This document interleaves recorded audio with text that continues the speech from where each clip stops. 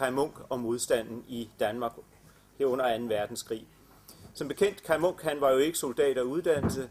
Han var, hvis I ser på billederne, hans fysionomi var jo ikke, den lagde ikke op til de store kampe.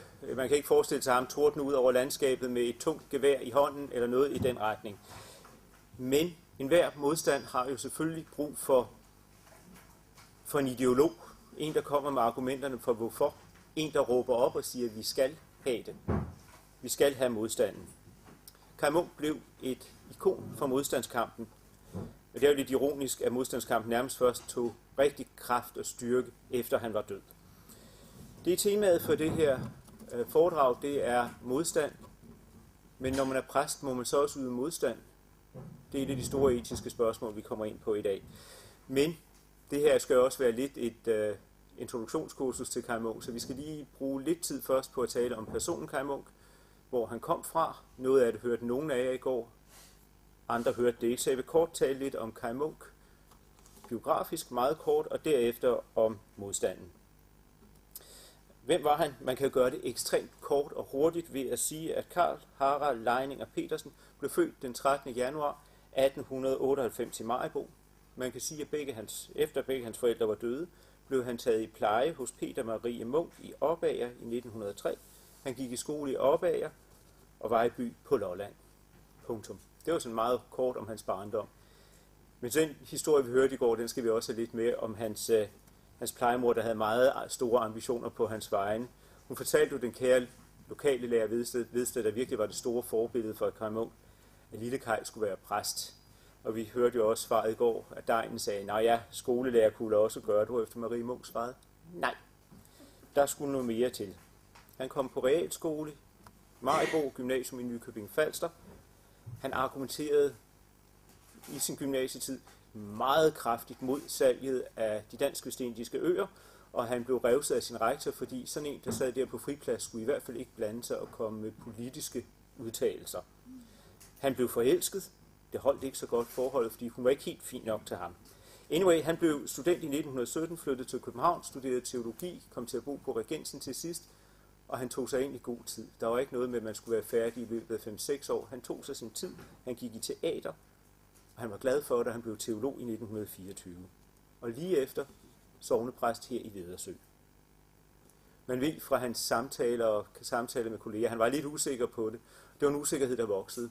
Den voksede så meget, som da han skulle tiltræde sit embede her i sognet, der er på vej derover fra København i tog, der skrev han sin afskedsansøgning til kirkeministeren. Og da han landede i Nykøbing, hvor han skulle, var det? Jeg kan pludselig ikke huske, om det var Nykøbing. Anyway, der skulle han i hvert fald overnatte hos en god ven. Der postede han brevet.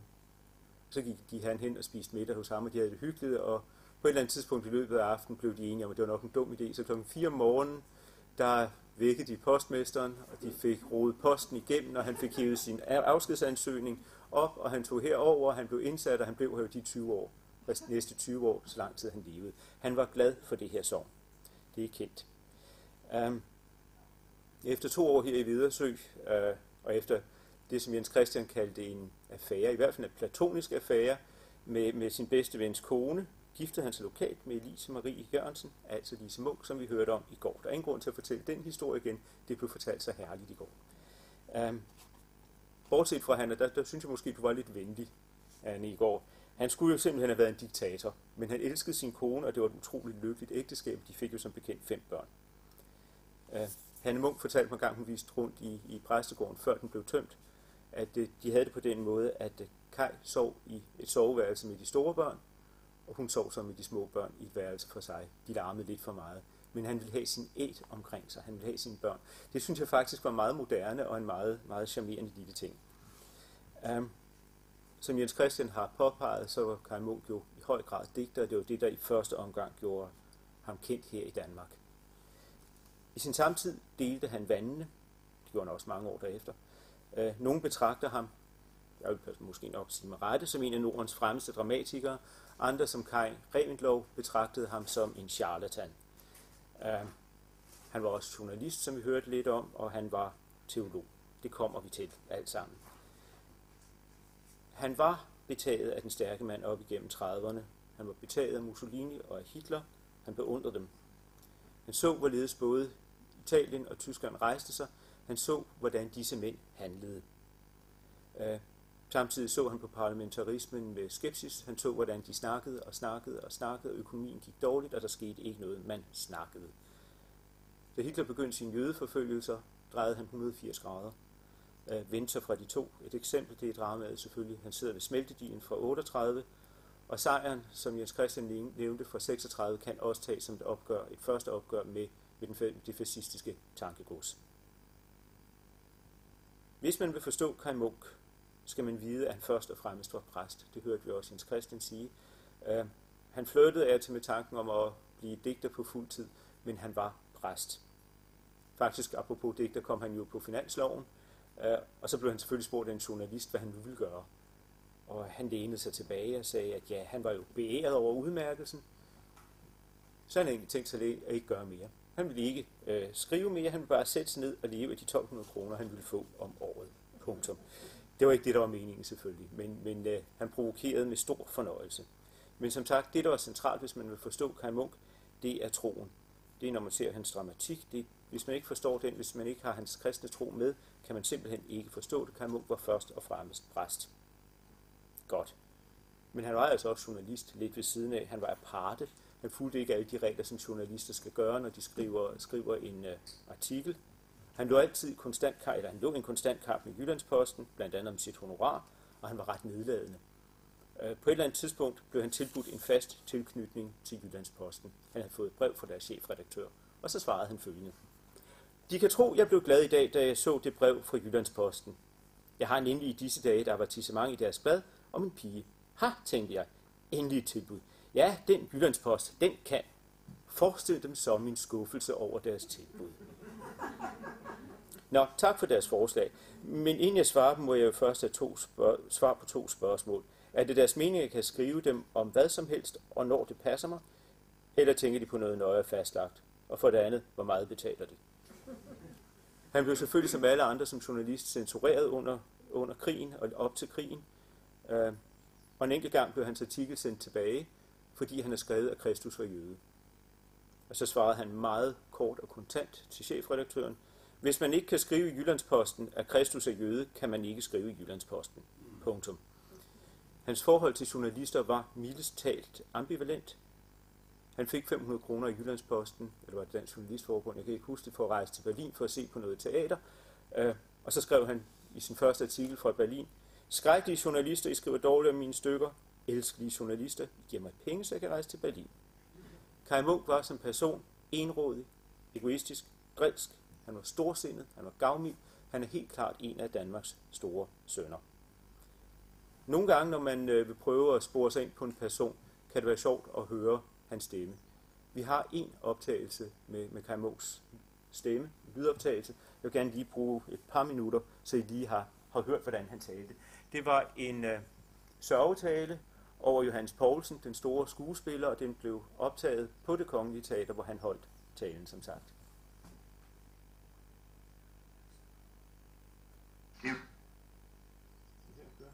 Det var... Det fik ikke hjælp. Om der er vi til Europa, lige det kan gøre, så håber jeg, han kommer. Sådan. Det var stormen, I hørte. Og hvor var livet fattigt uden stormen.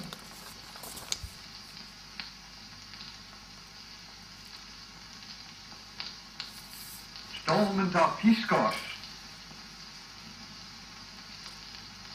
Og stormen, der renser. Og gør stærke og sejrige til livets dåd.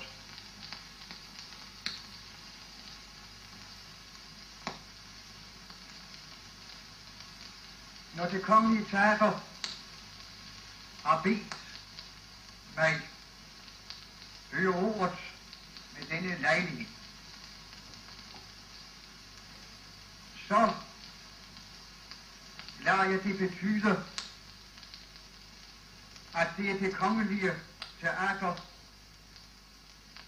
der låner mig sin mund Her siger Johannes Poulsen en tak, der kan høres af hele et publikum.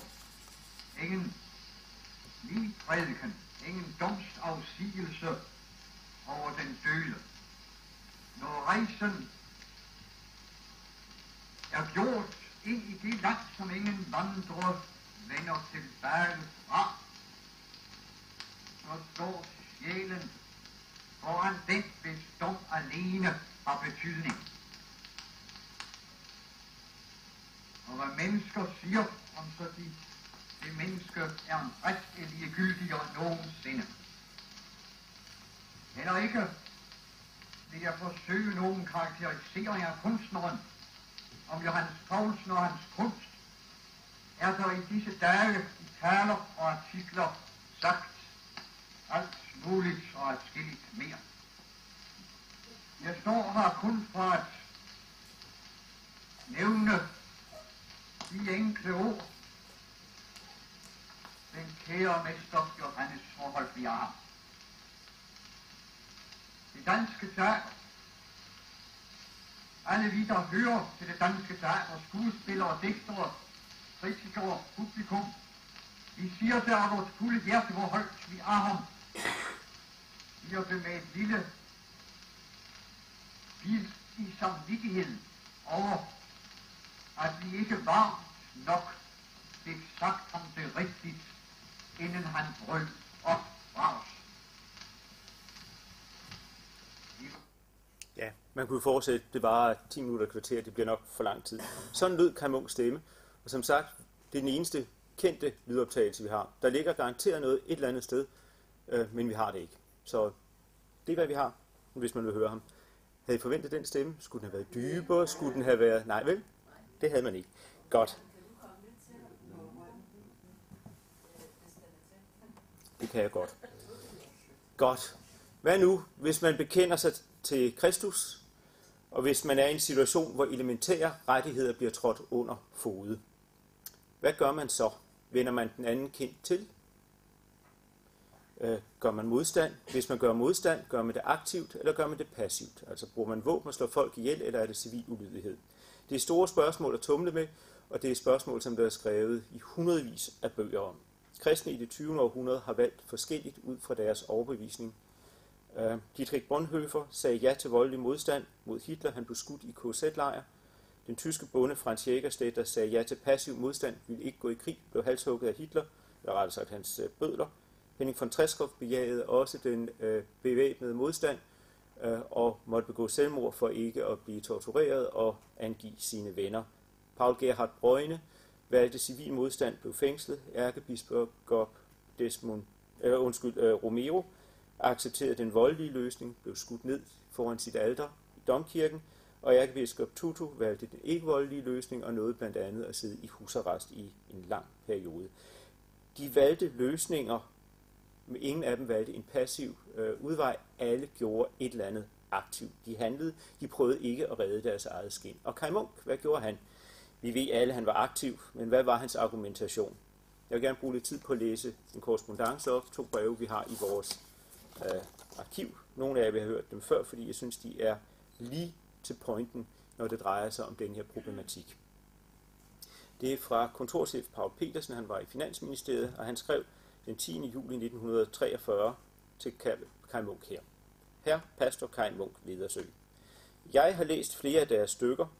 Jeg har læst adskilligt skrevet af dem, blandt andet deres erindringer, og har, selvom jeg måske er mangel på forudsætning, ikke er lige begejstret for alt, hvad de skriver, glædet mig over det meste. Jeg ofte beundrer dem som skribenter skildrer.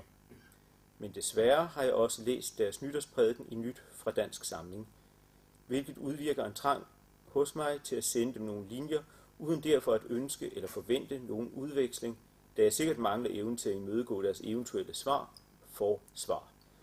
Det skuffer mig så usigeligt. Til oplysning for dem tjener jeg et ganske almindeligt hverdagsmenneske, men som i stilhed bakser med livets problemer, og i mit stille sind tænker dybt over, hvad jeg hører og ser. Fader vor slutter, til dit er riget, magten og æren i al evighed. Æren er altså Guds alene. I Bibelen står der, ydmyghed går foran æren. De taler fra prædikestolen til menigheden om for ærens skyld, æren, altså landets ære og dermed danskernes. De kritiserer, at vi ikke brugte våbenmagt. Hvor kan en præst opfordre til at bruge dræbende våben mod sine medmennesker? Hvor kan præster i det hele taget velsigne våbne? Gud lader ganske vist apostlene tale om at kæmpe, men det kan efter min mening kun være tale om med åndelige sværd. Jesus blev ganske vist vred i templet over den handel, der dreves, og der står skrevet, at han svang svøben. Men tror de selv, at Jesus virkelig blev vred? Jeg tror så modig og håndgribeligt slog sine medmennesker med svøben. Jeg tror det ikke. Det, der imidlertid står for mig som en af præstens største opgaver, er, at han skal opfordre til kærlighed, kærlighed og atter kærlighed og ikke mor. Min elskede mor valgsprog var, hellere lide uret end gøre uret. Vi danskere har lidt og lider uret, men jeg synes, det er forkasteligt, at en præst opfordrer til at imødegå denne med våben. Men tak for alt det gode, de som digter har skænket mig og mine medmennesker, som vi har glædet os over. Jeg vil selvfølgelig fremdeles lade dem alene bære det ansvar, de påtager dem, formentlig i den tro, at deres standpunkt er rigtigt. Paul Petersen. Det var vel argumenteret lødigt kristent, vil nogen sige. Kaj Munk svarede samme dag, han modtog brevet. Svar Vedersø, 13.7.1943. Han er grim nu, ikke? Kære herr brevskriver. Han får ikke noget navn. Hvorfor svarer jeg dem? Det er jo ganske håbløst. Men jeg synes ikke, de viser deres mor pietet i hendes grav. De vanhelliger hendes minde ved at udlægge et ord af hende, som hellere lade andre lide uret, end selv gøre ret. Over for jødernes lidelser, Polens lidelser, Norges lidelser, der står de med hænderne i bukselommen, min herre. Ved de, hvad Kristus vil sige til dem på dommens dag? Han vil sige, Paul, hvorfor tog du ikke hænderne op? Den, der forarver en af disse små, ham var det bedre, om han fik en møllesten hængt om halsen, blev kastet i havet. De er med til at forarve de små. De ser vilde dyr kaste sig over småbørn og rører ikke en finger. Og det skal kaldes kristendom. Her er Jemini. Og de tror, at æren kan blive Guds, når hans folk optræder æresløst. Helligånden vejlede dem Kaj Munk. Det var...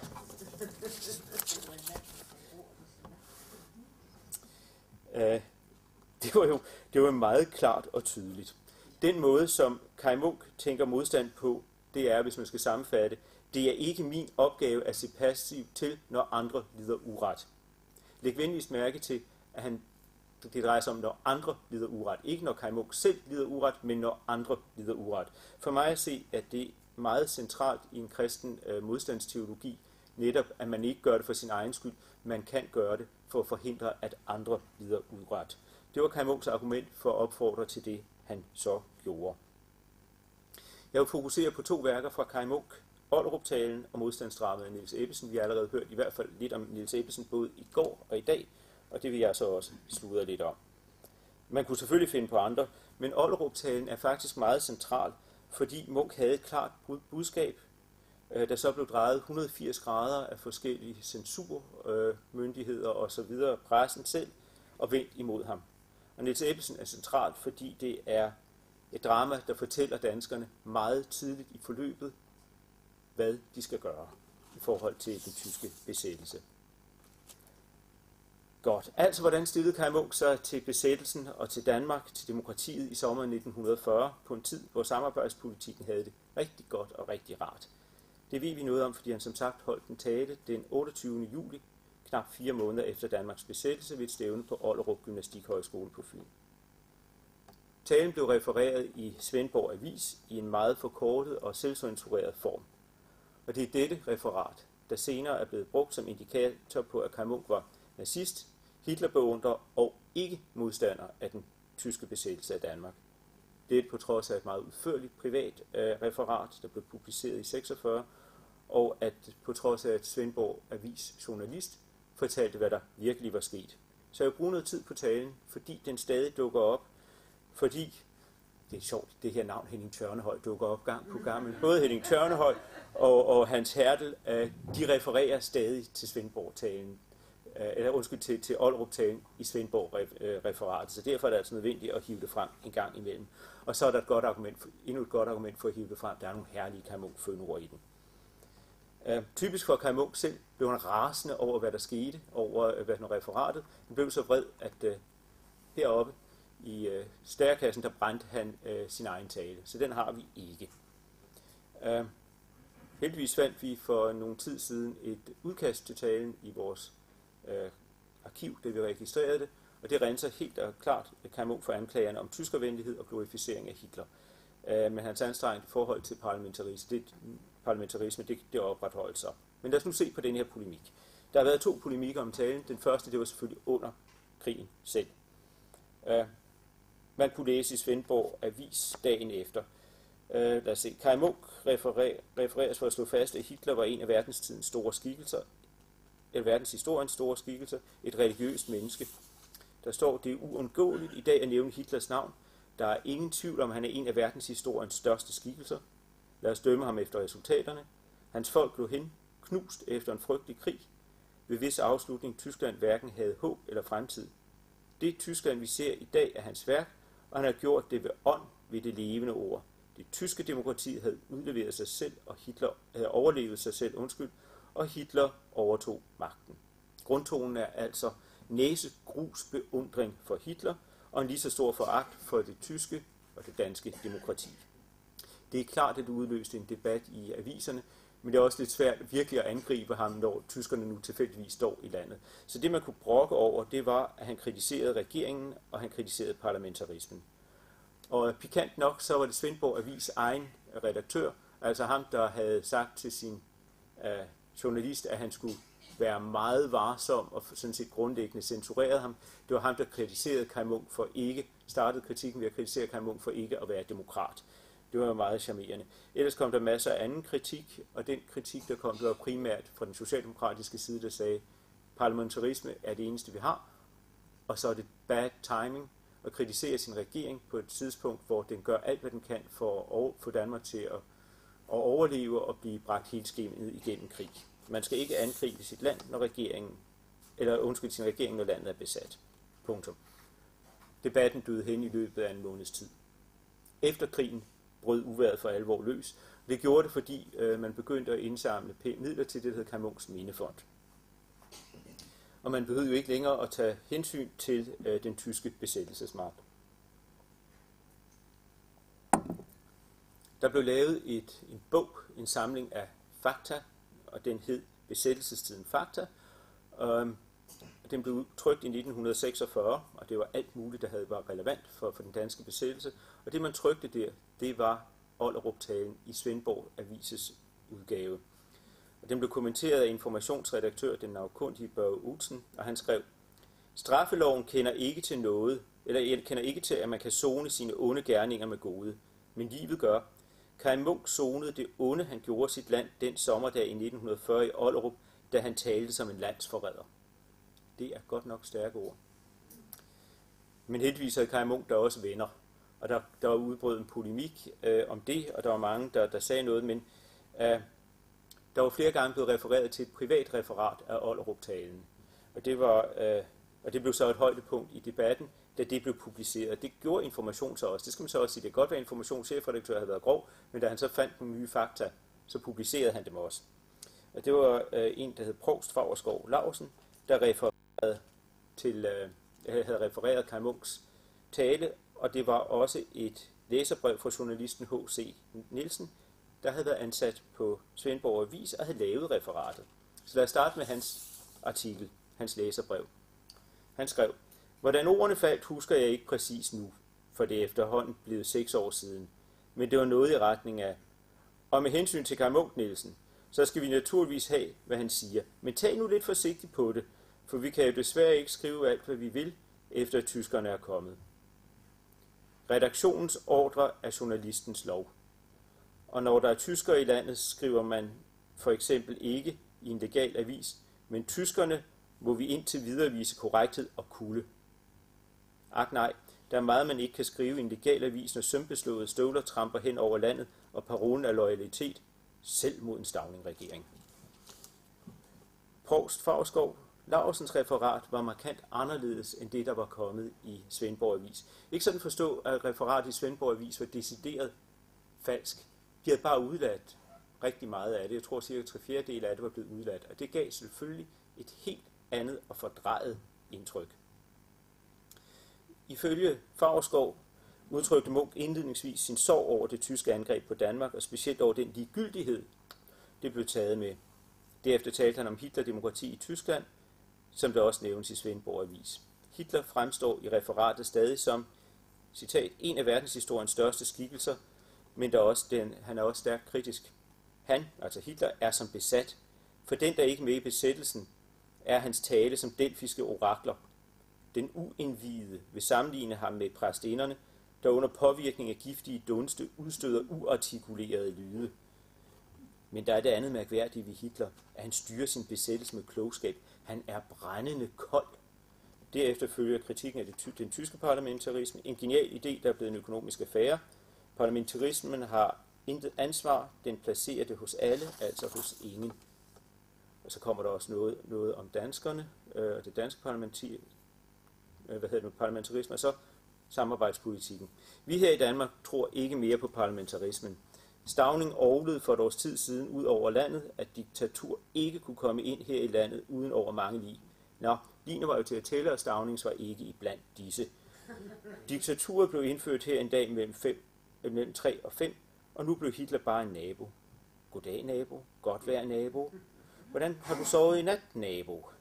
Stauning udleverede sit demokrati til Hitler. De røde faner kniksede straks de så et næsekors. Jeg sørger ikke over demokratiets dødsfald, men over Danmarks. For er det gået nogen værre end os. Vi fik Hitler og beholdt Stauning. Det bedrøver mig for fædrelandets skyld og for Tyskland. Der er fundet en svigten sted af diktaturets egen idé. Den 9. april tilbød man os venskab med pistolen for brystet. Hvad gjorde Stauning? I rigsdagen bevidnede Stauning Tyskland, hvor forståelse og sympati. Ved talens slutning var han ligeledes skarp, men der påstår en stor trøst. Sandheden. Sandheden bliver med at være sandhed, uanset sejr eller nederlag. Uret bliver ved med at være uret, og vold bliver ved med at være vold. Men foreløbig, hvad da? Hade tyskerne? Det kan vi ikke. Hverken kraft af vores natur eller for vores kristendoms skyld. Men tyskerne må vi indtil videre vise korrekthed og kulde. Det må vi indtil disse vores gæster er ude igen, for de har overfaldt en værgeløs, hvis det eneste synd var, at vi troede på en traktat. Siden kan der vel komme en tid igen, hvor vi måske kan blive venner, men først må vi mødes som ligemænd. I kan høre, at det er en helt anden tale. Helt anden tale. Ja, Hitlers styrke, hans værk nævnes, men det er absolut ikke ukritisk. Og både det tyske og det danske demokrati skoses. Det tyske for sin profitsyge, og det danske efter Munchs opfattelse, ekstreme eftergivenhed og angst for lidelse. Men sporene af venskab med Tyskland er accept af besættelsen, de er som blæst væk.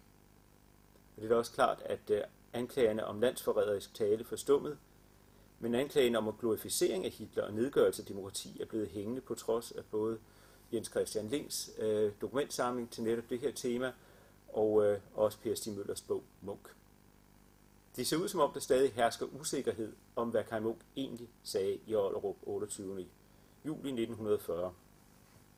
Tjørnehøj igen og Hans Hertel, de bliver ved med at citere denne her. Og derfor vil jeg gerne kort fortælle lidt fra vores, og det er nemlig kun et referat. Argumentet er helt sådan, at det var et referat. Hvad sagde han, hvad ville han sige? Originalen var jo væk.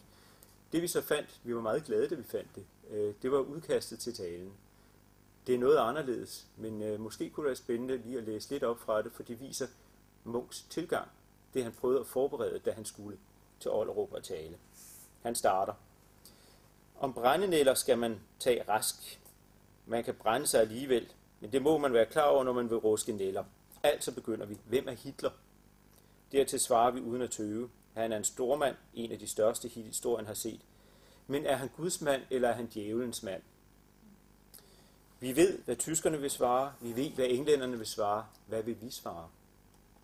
Jeg er bange for, at svaret for Danmarks vedkommende vil falde yderst forskelligt ud, om spørgsmålet er stillet før eller efter 9. april. Og det overraskende, det utrolige er, at efter 9. april er der mange danskere, der før på det voldsomste har forsaget Hitler og alle hans gerninger og alt hans væsen, der nu pludselig begynder at regne ham for en pæn mand. Jeg må måske lige have lov til at erindre om, hvad der skete den dato. da det kan se ud som om, der er en hel del, der har glemt det. Tyskland havde uden vores opfordring tilbudt os en ikke-angrebspagt. Vi tog imod tilbuddet, skønt det kostede os noget af vores ansigt over for vores brødre i Norden. Vi skrev under, og Tyskland skrev under. Derefter brød Tyskland brølende ind i vort land om natten, skød folk til krøblinge neden for de vinduer, bag hvilket vor gamle konge og vort højt frugtsommelige kronprinsesse sov, overvældede os med soldater og militær til lands og vandt sig i luften, og brugte vort land til at føre krig videre mod vores egen stamme i Norge. Hvorefter de lod vores marxistiske statsminister på tinge udtrykke sympati og forståelse for en nabo, som Tyskland nu pludselig med iver atter udnævnes til at være. Og så fortsætter han. Det er altså helt klart, hvad man kan høre her. Der er ikke, i sit oplæg, har det intet at gøre med naziglæde, med glæde over for Hitler, eller med accept af den tyske besættelse. De tre ting kan man helt klart sætte en streg over. Der er ikke pronazisme eller Hitlerdyrkelse i det, han skriver her. Det, der stadig bliver hængende, det er stærk kritik af det parlamentariske. Det skal så til gengæld tolkes ud fra hans samtid. Man må tænke på, hvis man kiggede ud over Europa i 1938-39, så var det under halvdelen af de europæiske stater, der var demokratier. I dag står demokratiet ikke til diskussion, og tak for det. Dengang var det en af flere muligheder. Men det er en helt anden diskussion, der kan tage lang tid, så den lader vi ligge til side. Det andet, jeg kort vil snakke om, det er hans modstandsdrama, Niels Ebbesen. Kai Munk var, som jeg indledningsvis sagde, han var ikke stor og stærk og havde ikke været soldat, en siger officer, så rollen i den væbnede modstand, den var langt fra oplagt. Men som sagt, i en modstandskamp er der brug for tænkere, der er brug for agitatorer, og han opfordrede til modstand. En måde at gøre det på dengang, ja, der skal man jo tænke på, at fjernsyn havde man ikke, radio havde man, den var kontrolleret, der var et program, men dengang var danskerne læsende. Det var et belæst folkefærd. Så Munk, han skrev et modstandsdrama, Niels Ebbesen. Hvis man kigger på manuskriptet, vi har liggende derhjemme i Aalborg, så står der, se det lysner. Det var det, han havde som første titel, men så ændrede han det til Niels Ebbesen. Lige kort, hvem var Niels Ebbesen? Man ved næsten ingenting om ham, man ved meget lidt om ham. Vi ved, at han slog grev Gert af Holsten ihjel i Randers den 1. april 1340. Vi ved, at han stod i spidsen for en rejsning, en jysk rejsning mod Holstenervældet. Vi ved, at de indtog en borg mellem Randers og Viborg. Senere belejrede de Skanderborg Slot, hvor Niels Ebbesen og 2 af hans brødre faldt i slaget den 2. november. Vi ved, at han var væbner, det vil sige, at han var adelig, men vi ved ikke, fra hvilken slægt han kom, og vi ved ikke, hvilket gods han havde, hvor han havde hjemme. Han dukkede op i den danske litteratur i 1800-tallet. Han blev en nationalhistorisk helt, en af dem, man brugte ofte om gerne. Og den 1. april 1940, da det var 600 år siden, han havde dræbt grev Gert, der holdt DNSAP en stor parade i Randers foran statuen af ham, fordi det var en rigtig dansk helt, der havde kæmpet mod tyskerne. Det gjorde de så ikke siden. Til gengæld blev Niels Ebbesen, han blev indrulleret i modstandsbevægelsen af Kai Munk. Han greb skikkelsen. Han tog ham med som person. Han begyndte at bruge ham i sine foredrag, når han holdt dem rundt over landet. Vi hørte i går, at han så Brink fortælle om, hvordan han nemlig kørte frem og tilbage. Han kørte Danmark tyndt. Den blev opklodset. Han kørte på cykel. Det var mange hundrede, hvis ikke tusindvis af kilometer, han har tilbagelagt fra forsamlingshuse, kirker, wherever han fik en mulighed for at tale. Niels Ebbesen besad evnen til at vække de følelser, der havde slumret i os, sagde Kai Munk til Studenterforeningen i Aarhus. Viljen til modstand. Arbejdet på et skuespil med Niels Ebbesen som tema, det begyndte faktisk 9. april 1940, foråret 1940, og han havde det første udkast færdigt allerede i juni. Og det her udkast, det indgik så i hans foredrags- og oplæsningsvirksomhed. Den endelige udgave kom 9. april 1942 og var tilegnet vort unge mandskab af 9. april. Så kan det vist ikke siges tydeligere. Og som sagt, det blev beslaglagt. Men det var ikke sådan, at det dermed forsvandt, fordi der er jo subskription, og så bliver dem, der har subskriberet, de får jo tilsendt bøgerne uafhængigt af forlag og meget andet. Så der blev mindst 1400 eksemplarer blev fordelt ud over landet på den måde, plus dem han selv havde. Og Kai Munk blev ved med at læse op af manuskriptet, når han tog rundt. Altså ved juletiden 1940 skrev han til en ven, at han snart var træt af at læse Niels Ebbesen op. Men med Guds hjælp bliver jeg ved. Og appellen havde måske fænget, men den havde endnu ikke vakt den helt store aktive modstand i Danmark i 1940.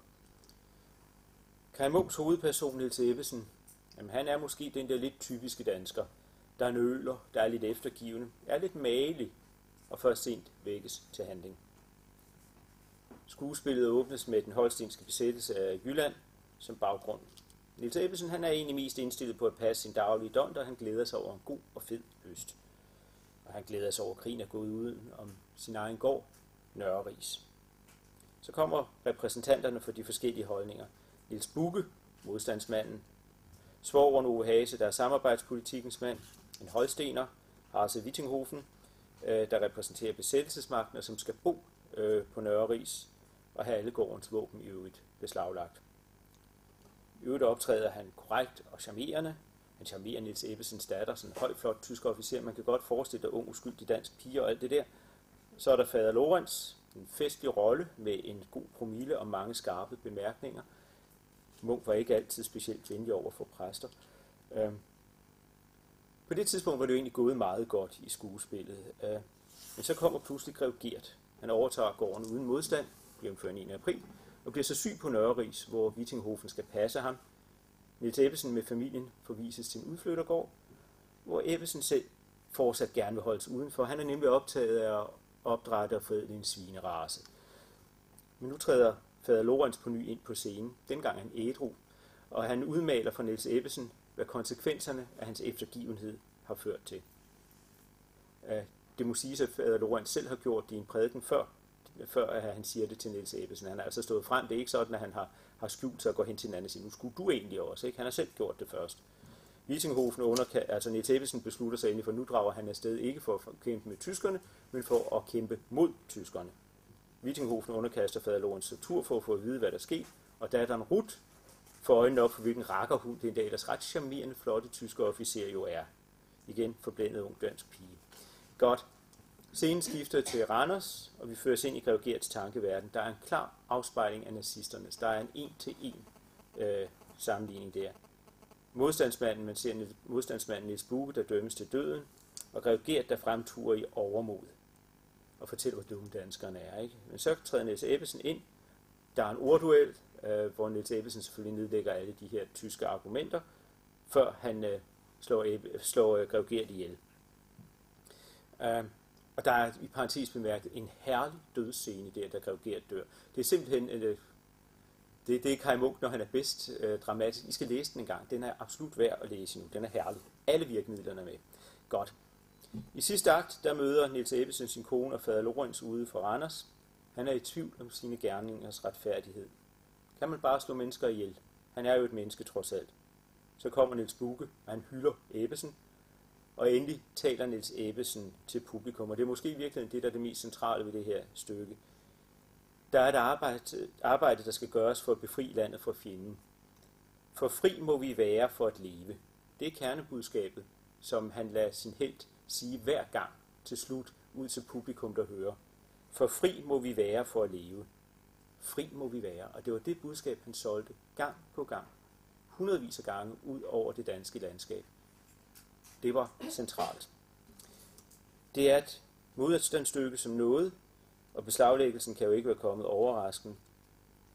Budskabet er ikke gemt ind, som det er i før Kane, hvor man skal rode lidt og se, hvem er nu den ene, og hvem er den anden, og hvad mener de. Det her, det er klart, og det er to the point. Det er helt klart en opfordring til os danskere om at så se at komme i gang, og lade svinene måske passe sig selv lidt, og så gå ud og lave lidt jernbanesabotage og sådan noget. Munch, han har skiftet sin tidligere hero ud med en stilfærdig jysk svinebonde. Egentlig en meget sød tanke, ikke? Godt. Det var så i 42-43, han kørte rundt med det der.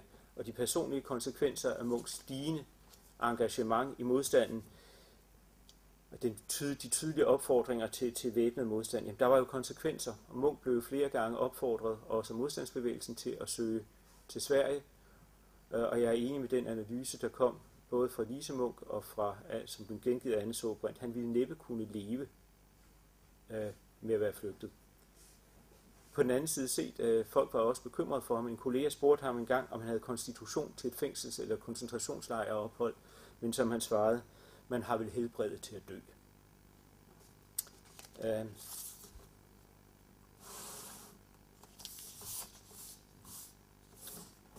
Ja, jeg tror, jeg vil springe til slutningen nu. I sin sidste prædiken, nytårsdag 1940, var han klar i mælet, selvom han vidste, hvad prisen kunne blive. Lad mig læse introduktionen til Kaj Munks sidste prædiken, her, lige derovre i Vedersø Kirke. Kære menighed i Vedersø, I undrer jer over, at jeg står her ved siden af juletræet neden for prædikestolen i min overfrakke og med min højrøde tørklæde om halsen. Men da jeg i går forberedte mig for Guds ansigt til denne gudstjeneste, fik jeg det sådan, at jeg vidste, at jeg ikke kunne gå på prædikestolen eller for alteret i dag. En dyb sorg og smerte har opfyldt mit sind. I den senere tid er der begyndt at gå skred i det gode nationale sammenhold i vores sogn. Folk, der ikke har behov, går i tysk tjeneste. Det må i sandhedens navn påtales i denne kirke, der er bygget for at være sandhedens tempel. Nogle mener, at slig tale ikke har hjemme i Guds hus. Det er forkert. Når mennesker synder i sognet, har sognet sit Guds hus for at få det påtalt. Guds ord holder sig ikke inden for visse skranker. Det har at gøre med hele vort liv i alle dets forhold. Danmark er i krig med Tyskland. Indtil den 29. august kunne vi sige, at vores stilling var uklar. Den dag begrundede den tyske general her i landet selv sin optræden med principper, der kun gælder mellem krigsførende stater. Når en dansker godvilligt hjælper tyskerne nu, er det altså landsforræderisk færd. Jeg står her ikke for at prædike had mod nogen. Det må plat umuligt. Ikke engang Adolf Hitler hader jeg. Jeg ved, hvad rædsler og elendighed verden over, hvad den er kastet ud i. Jeg ved, hvilken forsmedelse mit eget land har måttet opleve. Jeg ved, at jeg nu i måneder ikke har lagt mig til ro nogen aften uden at tænke, kommer de efter dig i nat? Den tanke er ikke morsom for en, der elsker livet, har nok at gøre i sin gerning og er glad for sin kone og sine børn. Og dog kan jeg ikke hade. For mennesker er så mange slags og besættes af alle slags ånder, og frelseren har lært os bønnen, forlad dem, til de vide ikke, hvad vi gør. Men derfor bliver det aldrig kristen gerning at hjælpe tyskerne med at bygge fæstningsværker mod englænderne, for vort eget land så længe som muligt kan holdes i trældom og underkuelse. Og det bliver ikke kristen gerning for dyre penge at sælge til tyskerne de æg og det flæsk, som vores egne stakkels arbejderfolk i byerne har så hårdt brug for. Det bliver aldrig kristen gerning at stille sig til rådighed for uretten, enten det så sker af fejhed, griskhed eller tossegrud føjelighed. Det var stærke ord, det var klare ord til danskerne, og så gik 3 dage, inden en SS-gruppe hentede og dræbte Kaj Munk ved Hørpelunde Bakke. Der er en grund til at komme ind på mordet, og hvordan det skete, det har Bjarne Nielsen Brovst beskrevet så udmærket. Det var oplagt, at Kaj Munk blev en martyr eller en helt, et ikon for modstandsbevægelsen. Hvis man kigger i de illegale blade, der udkom allerede dagen efter, der er han blevet fremstiliseret som netop modstandsmanden, det ideal, som danskerne skal leve op til. Så Kaj Munk, han valgte, og han betalte prisen for det. Godt. Tak for jeres opmærksomhed.